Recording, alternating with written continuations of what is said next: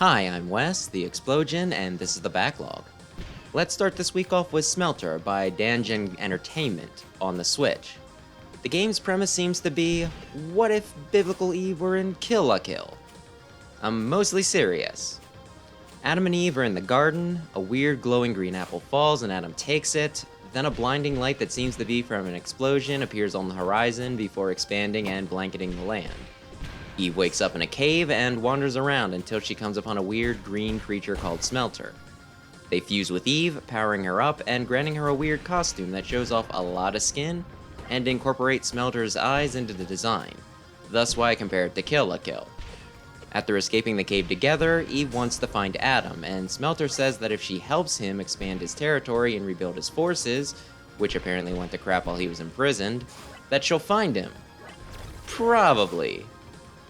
It sounds self-serving and like it's quite likely a lie, but given how game progression works, it'll probably wind up happening even if it wasn't intentional.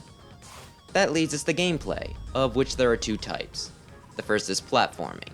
When combined with Smelter, Eve can smack around enemies, as well as wall climb and interact with some objects by sending out some of Smelter's energy in the form of a hand. As you travel through the levels, you can also find forges, which give additional abilities, like more attack options and extra jumps. At one point, you even change elements, which swap the beat-em-up style of offense for a ranged buster instead. Besides just moving about and smacking enemies, there is also a lot of exploration to be done. There are out-of-the-way collectibles to find, as well as some optional challenge rooms you can do for additional rewards. Each of these take you to a cyber-looking hallway that you need to make your way through while fulfilling a specific requirement, such as not taking damage or not getting spotted. The gameplay can be kind of tricky, but overall very fun and a solid platforming experience. In between these levels, the game genre switches to real-time strategy. You expand your territory, gather resources, and raise troops, then try to complete some sort of objective to open up the next area. And I hate it. I don't think I've ever played RTSs before, at most a simple tower defense game. Getting put right into one after I had just strapped into a decent platformer gave me a good deal of whiplash. At first, they held my hand and walked me through stuff, and I got the basics. But a lot of the finer details, like what the collectibles I gathered in the main levels did for me in this mode, didn't stick. And since I don't typically play these types of games, I have no idea whether it is especially hard, poorly explained, or even good for that matter. I also got a little frustrated by the fact that as I was trying to set up the field to clear the next task, enemies would just randomly spawn in and I'd have to drop what I was doing to clear them out. I looked at a few reviews, which were mixed, and a few of them mentioned these sections being a pain, but with you swapping back and forth from platforming and RTS, it could honestly be from the disconnect between the two causing issues more than anything. I really have no background with this type of game to make a judgment. End of the day though, I quit the game after my second or third go-round with the RTS sections. Pairing these two very different types of gameplay is just such a bizarre choice.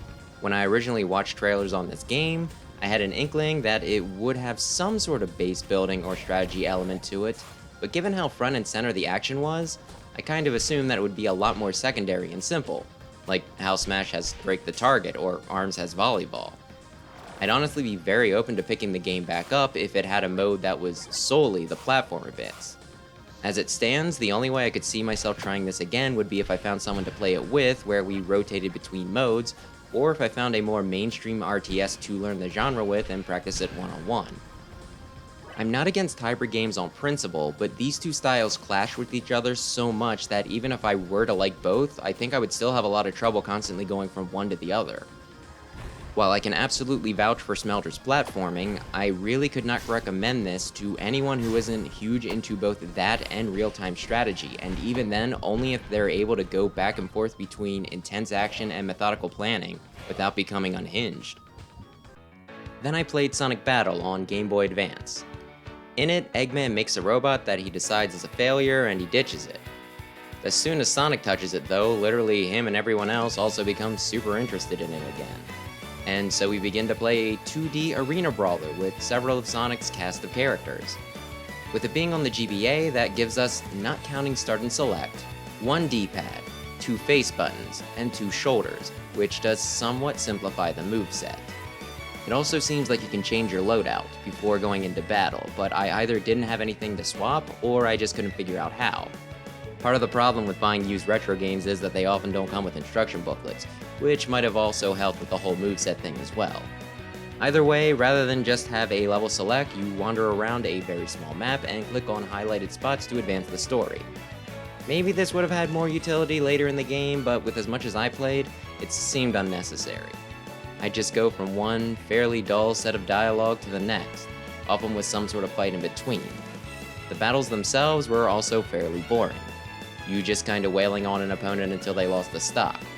The enemies themselves seemed to deal damage at a much faster pace, making it so that it felt like you could get hit once for every 10 blows you dealt out yourself. The whole affair felt very, very boring, and I really didn't feel like spending around 10 hours just going through the motions to clear it, so the first time the game gave me any trouble, I took it as an excuse to put it down. I think if Sega ever tried something like this again, it could work. Modern consoles giving it an opportunity to have better visuals, improved user interface, more interesting to watch cutscenes, and above all, a more fluid and varied set of moves and controls. As for Sonic Battle though, I didn't even know this game existed until I started searching out Sonic titles that were missing from my collection, and I can totally see why no one talks about it. That said, I do have this odd notion that this was the sort of game that someone out there got as a kid, and despite it not being very good, has an odd fondness for and will swear by it. For me, that game is Mega Man Battle Transmission. Anyway, I suspect this person is very cool, and I would love to talk to them, maybe even watch them play. I bet they customized their loadout and know the intricacies of the controls that seem so one-dimensional to me. I also stream Metroid Dread over on the Victory Tricksters. And hey, I got better at it. Seriously, so much better. I danced around most of the Emmy and killed just about every boss in 1 or 2 tries. I also knocked about 2 hours off my previous time, and that's with still getting lost for almost an hour. I also had less power-ups from my first run, so I didn't even need to be at full power to pull off a win. It honestly felt fairly bizarre, because not only did I clear bosses in less tries, but they all seemed to die quicker too. It kind of almost felt like I had dropped difficulty, but nope, it was still normal.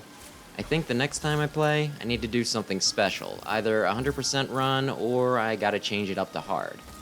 From what I read, you take more damage on hard, which I don't like modes where the challenge is just either enemies that have more health, or do more damage, or both, so I'm leaning more towards collecting everything, but one of these days I'll probably take the plunge. That said though, like every game I replay, I get a new understanding of it each time. While with a bad game it tends to highlight its faults, with a good one, it just gives me a stronger appreciation for all the things it does right, and helps me to pick up on some smaller details that I might have missed out on my previous times through. With Dread in particular, it gives me confidence to say that now this is my favorite Metroid game. I normally try to avoid declaring the newest title in a series my favorite, since recency bias could be coloring my judgment. With the second trip through though, I think I can say for sure that it is the best. Before, my pick would have been Fusion due to nostalgia, it being the first I picked up. Even after giving it another run and seeing all its rough edges, I still held on to that one, but it's finally been toppled and it feels good. Though I will still continue to use the Fusion suit skin in Smash. I said this last time, but I'll say it again. If you're fine with some challenge, Metroid Dread is a very strong recommendation from me. And that's that. It's always a pleasure to play a top-tier game like Dread, but the other two leave much to be desired. It feels a little unsatisfying to knock 2 off the list without clearing them in 1 week, and it's especially rough since I think I might have to do the same next week for a game as well. I'm playing a roguelite that is a ton of fun, but I honestly think it might be beyond me. So if I don't clear it by next episode, I think I'll have to be truthful with myself and give it up. In a sense. For this week though, Smelter and Sonic Battle fall off, but another game that I pre-ordered ages ago, The Cruel King and Great Hero, finally found its way to me, so that goes on. Been looking forward to it too. That leaves us at 113 on the backlog, so for now, thanks for watching, maybe subscribe if you enjoy this sort of thing, and perhaps I'll see you in the next episode.